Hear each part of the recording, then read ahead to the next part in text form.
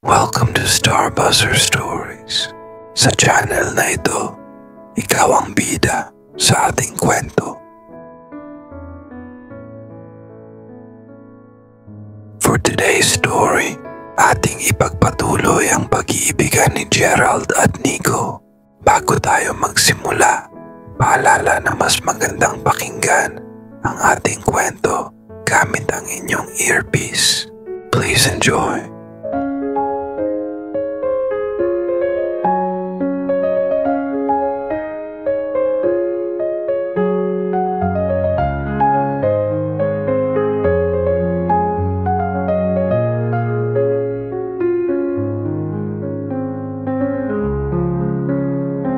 Matapos ang halos 2 taon sa gubat, ay dumating ang alok para kay Gerald, isang environmental project sa Maynila. Temporary lang to, sabi niya, pero malaking tulong para sa mga kagubatan natin. Ngumiti ako kahit may kaba. Sige, samahan kita. Pero promise mo, babalik tayo rito kapag tapos na. Ngumiti rin siya, may lambing sa mata. Ikaw lang naman ang gusto kong balikan. Pagdating sa syudad ay halos manibago kami. Ingay ng sasakyan, liwanag ng mga ilaw, at ang mabilis na takbo ng buhay. Pero sa likod ng ingay na yon, ay may mga mata ring nakatingin kay Gerald. Isang matipuno, maginoo, at may dating. Sa unang linggo pa lang ng trabaho ni Gerald, ay napansin kong may isang katrabaho siyang laging nakabuntot. Si Ian, isang gwapong project coordinator. Madalas ko siyang marinig sa tawag ni Gerald. Salamat Ian, ikaw na talaga ang savior ko. Hindi naman ako seloso, pero tuwing magkasama sila, ay parang may kumikirot sa dibdib ko. Isang gabi, huli na siyang umuwi. Overtime lang kami ni Ian, sabi niya, habang binubuksan ng butones ng polo niya. Ganun ba? Sabi ko, habang pinagmamasdan siyang nag-aalis ng sapatos. Pawisan ng aking maskuladong si Gerald, pero amoy lalaking pagod. Kay sarap pa rin sa paningin. Lumapit ako. Pagod ka? Tanong ko. Oo, gusto ko sana magpahinga. Ngumiti ako, may biro sa tono. Baka gusto mong ako muna magpahinga sa'yo. Tumawa siya, sabay yakap mula sa likod. Hindi mo talaga ako tatantanan, no? Hindi pwede. Baka maagaw ka niyan. Sabay niya akong niyakap ng mas mahigpit. Walang aagaw. Ikaw ang gusto ko, Nico. Habang tumatagal ay dumadalas ang overtime at minsan hindi na siya agad nagre-reply. Hanggang sa isang gabi, nakita ko sa phone niya ang selfie nila ni Ian sa bar. Magkatabi. Parang masyadong komportable. Tahimik lang ako buong gabi. Pero kinabukasan, hindi ko na napigilan. Gerald, gusto ko lang itanong, kayo ba ni Ian?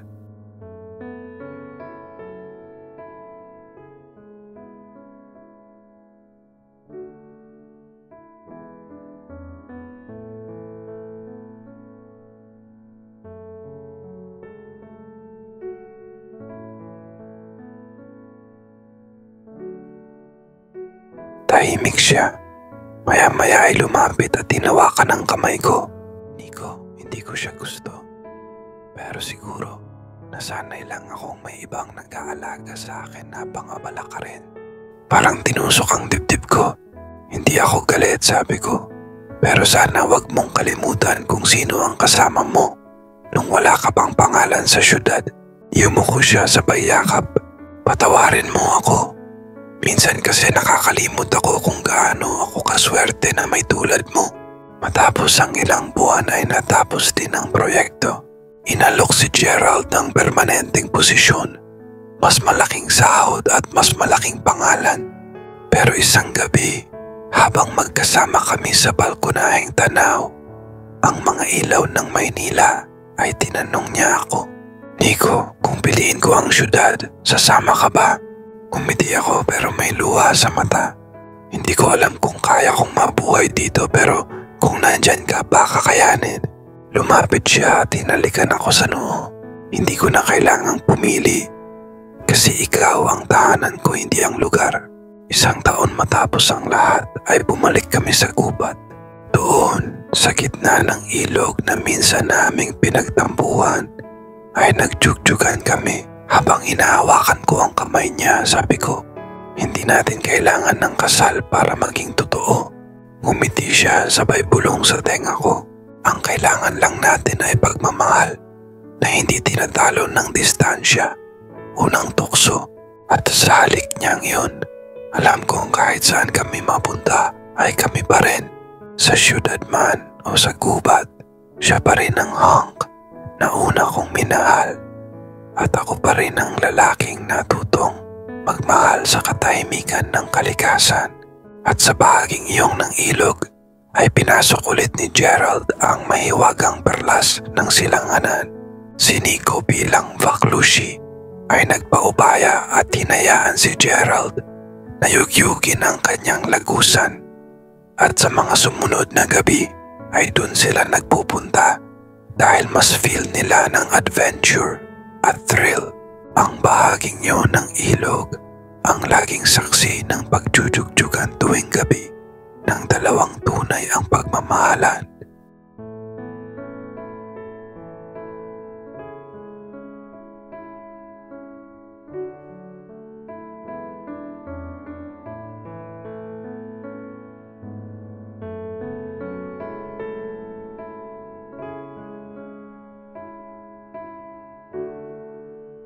Makulimlim ang langit nang umalis si Gerald para mag-supply ng gamit sa bayan. Wala akong kaba noon dahil sanay naman siyang magmaneho. Pero nang lumipas ang 3 oras at hindi pa rin siya bumabalik, ay may kung anong kumirot sa dibdib ko. Nang may kumatok sa pinto, 2 tanod na may hawak na helmet at duguan ang gilid. Nico, sabi nila na disgrasya si Gerald. Pero buhay siya. Parang bumagal ang paligid.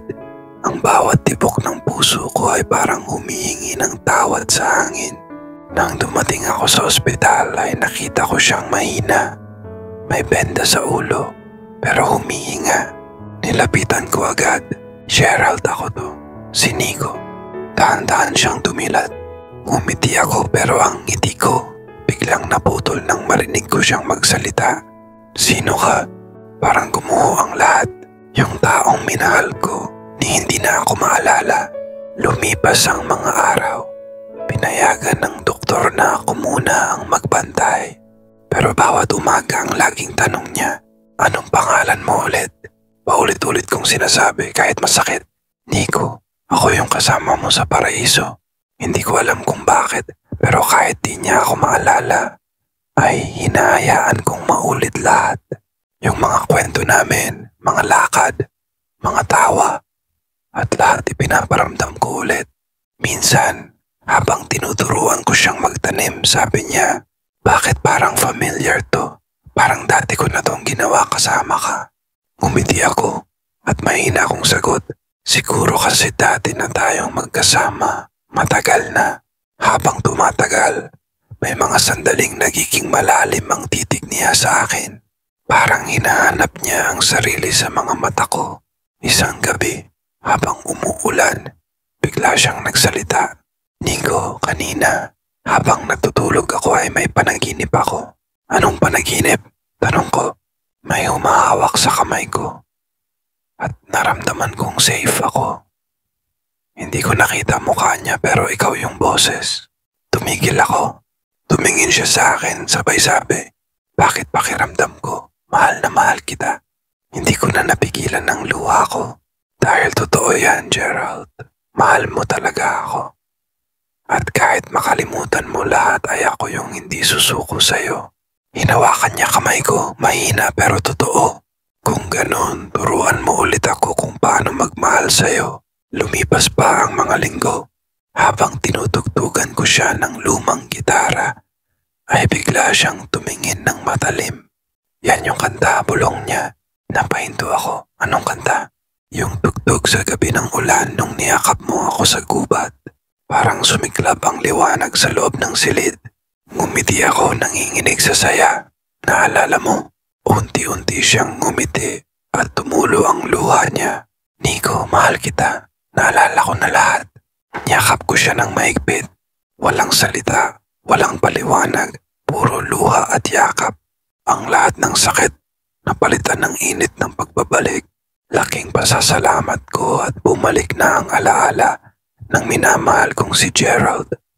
Ang maskuladong Dax na pilit inaagaw ng mga vaklushing juwariwap.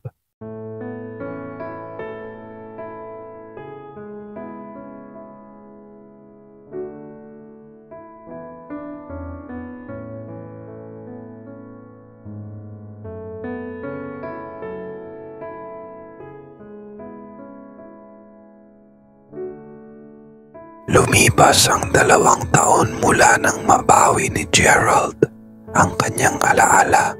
Tahimik na ang buhay namin sa paraiso hanggang isang araw. May dumating na sulat mula sa isang documentary producer. Gusto namin gawing inspirasyon ng kwento ninyo. Sabi ng Liam, isang feature tungkol sa 2 lalaking nagmahalan sa gitna ng kalikasan. Napatingin kami ni Gerald sa isa't isa. Matagal kaming tahimik. Nico, sabi niya, handa ka bang ipakita sa mundo kung sino talaga tayo? Ngumiti ako. Kung kasama kita kahit saan. Dinala kami ng documentary team sa mismong lugar kung saan unang napadpad si Gerald noon. Doon sa gubat na naging simula ng lahat. Na-miss mo to? Tanong ko. Hindi lang to. Na-miss ko yung panahon na tayo lang, walang ibang tao. Ngumiti ako, pero may kakaibang titig sa mga mata niya. Yung titig na matagal kong di nakita. Mapanukso, malambing, nakakakuryente kahit walang ginagawa. Kinagabihan, habang nasa kubo kami at tapos na ang shoot, ay biglang nag-brown out. Walang ilaw. Tanging liwanag ng buwan at amoy ng ulan sa labas. Tahimik kaming nakahiga at naririnig ko lang ang tibok ng puso niya sa dilim. Nico, mahina niyang tawag. Naalala mo nung unang gabi natin dito? Tumango ako, paano ko makakalimutan?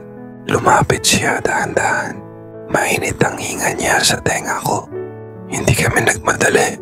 Yung mga kamay namin parang nag-uusap.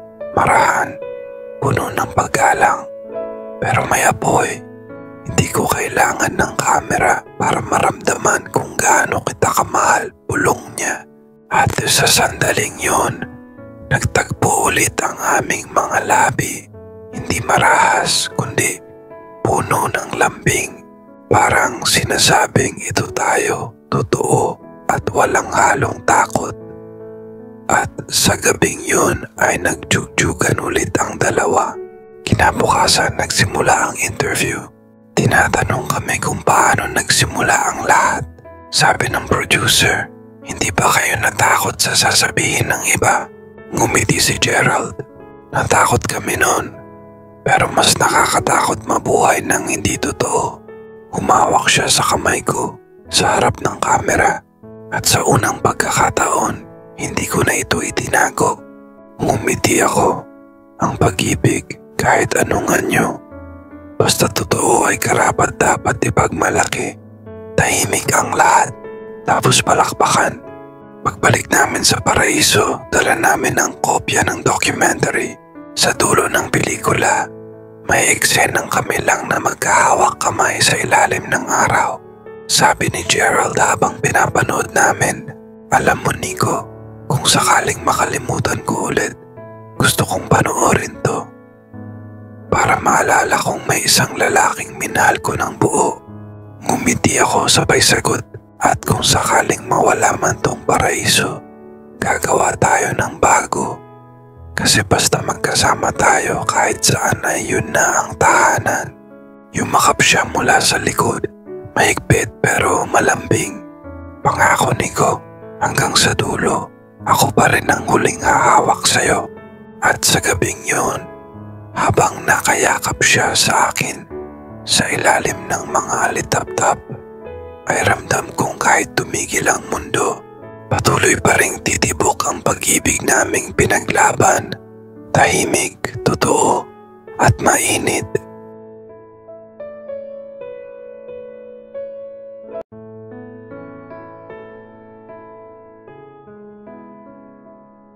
Isang umaga, habang nag-aayos si Nico ng mga halaman, ay dumating ang Liam galing sa isang kilalang environmental organization sa Maynila at gusto nila siyang gawing project consultant. Gerald, sabi ni Nico, baka ito na yung chance natin na ma-expand yung paraiso. Tahimik si Gerald. Alam niyang maganda ang alok, pero ramdam din niya ang bigat ng posibilidad na magkalayo sila. Kung ito talaga ang gusto mo, sabi ni Gerald, susuportahan kita. Pero promise mo lang, uuwi ka pa rin. Ngumiti si Nico sabay yakap. Pagdating ni Nico sa Maynila ay ibang mundo ang bumungad sa kanya. Ingay ng kalsada at amoy ng bagong simula. Sa unang linggo ay araw-araw pa rin ang tawagan nila ni Gerald. Pero habang tumatagal, napapalitan na ito ng mga missed calls at short replies. Isang gabi nag-video call sila. Pagkarinig pa lang ng boses ni Gerald, ay parang lumuwag ang dibdib ni Nico. Namimiss na kita, sabi ni Gerald. Namimiss din kita, sagot niya. Alam mo bang kahit gaano ako ka-busy, hinahanap ko pa rin yung yakap mo bago matulog. Tahimik. Tapos sabay silang ngumiti. Sa screen, tumitig lang sila sa isa't isa, walang salita. Pero ramdam ang init. Parang kahit magkalayo, naglalakbay pa rin ang mga tingin-tingan nila. At bago sila natulog ay nagjugjuggan sila virtually. Sa opisina, may bagong kasamahan si Nico. Si Michael, isang gwapong engineer na palabiro. Sir Nico, sabi nito minsan, bakit parang may hinahanap ka? Ngumiti lang siya, may iniwan ako sa gubat.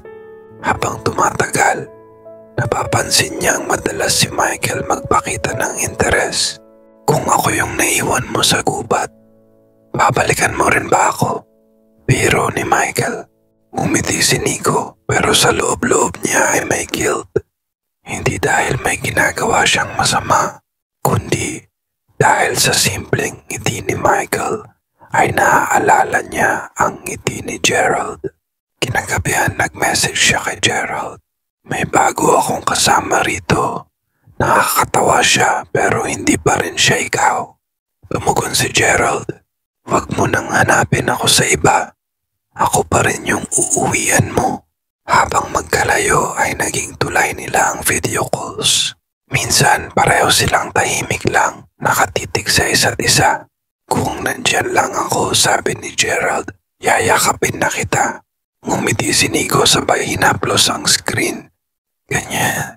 Oo, kahit ganyan lang muna. May mga gabing sabay silang natutulog sa tawag. Sa dilim ng gabi, minsan maririnig ang mahihinang bulong. At sa pagitan ng mga salitang iyon, may init na dumadaloy.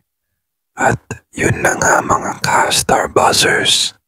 Nag-online call jack silang dalawa. At sabay na pinapasabog ang natutulog na bulkang Mayon. Pagkatapos ng ilang buwan, natapos ni Nico ang proyekto. Habang nasa bus pa uwi, ay dala niya ang maliit na regalo. Isang pendant na may hugis dahon, simbolo ng paraiso nila. Pagdating niya sa gubat ay tahimik ang paligid. Pero nang marinig niya ang boses ni Gerald mula sa kubo, ay parang bumalik lahat ng init ng unang araw nila. Diretso siyang niyakap ni Gerald, mahigpit at puno ng pananabik.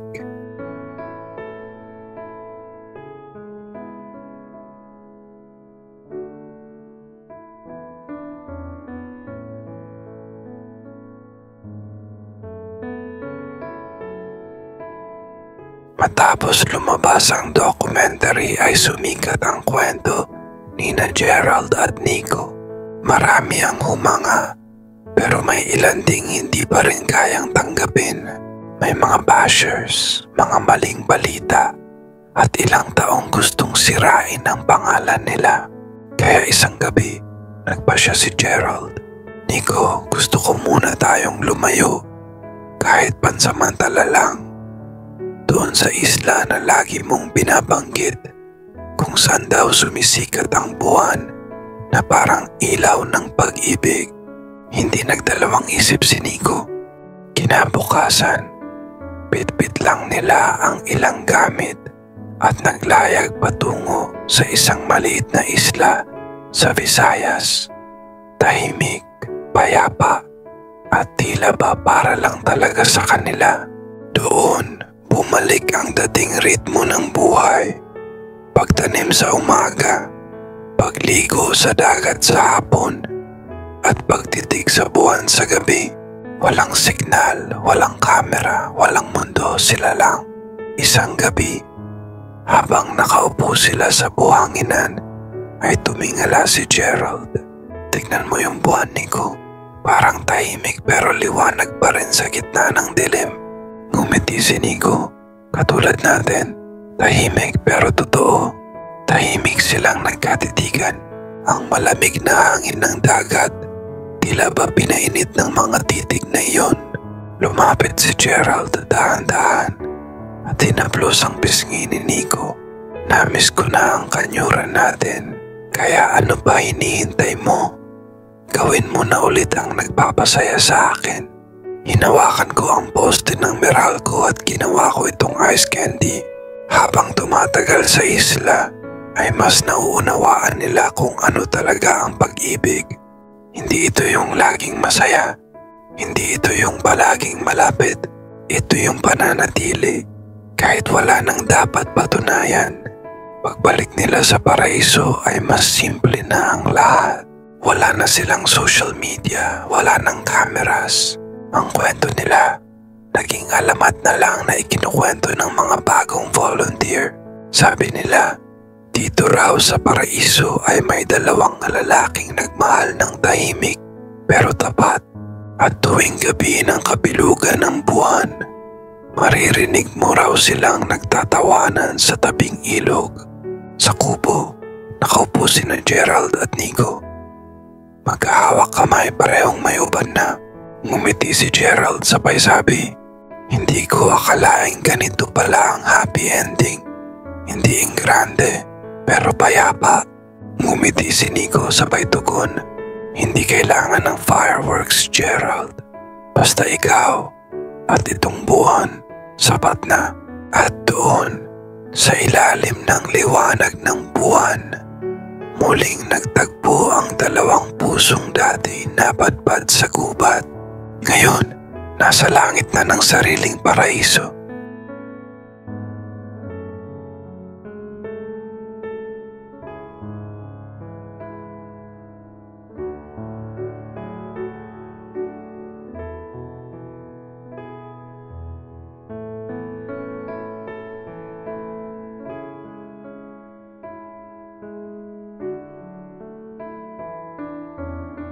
At diyan po nagtatapos ang kwento ni na Gerald at Nico na ginawang kanyuran ang ilog sa gubat. Para kay Gerald at Nico, ang pag-ibig ninyo ay hindi perpekto pero totoo. Pinatunayan ninyo na ang tunay na relasyon ay hindi lang tungkol sa saya, kundi sa pananatili kahit walang sigawan o spotlight. Kung minsan, kailangan talagang lumayo para mahanap muli ang tahimik na anyo ng pag-ibig. Para sa mga nakikinig, kung mahal mo ang isang tao, huwag mong sukatin sa layo, sa label, o sa tingin ng iba. Sukatin mo sa kakayahan ninyong manatiling totoo kahit walang nakakakita. Kasi sa dulo gaya ni na Gerald at Nico, ang tunay na pag-ibig ay hindi sinusukat sa ingay ng mundo, kundi sa tibok ng pusong nananatiling tapat kahit sa ilalim ng buwan. Nagustuhan niyo ba ang kanilang kwento? Kung nagustuhan mo ay pakinggan mong muli ang part 1 at part 2 ng kanilang kwento. Maraming salamat sa pakikinig.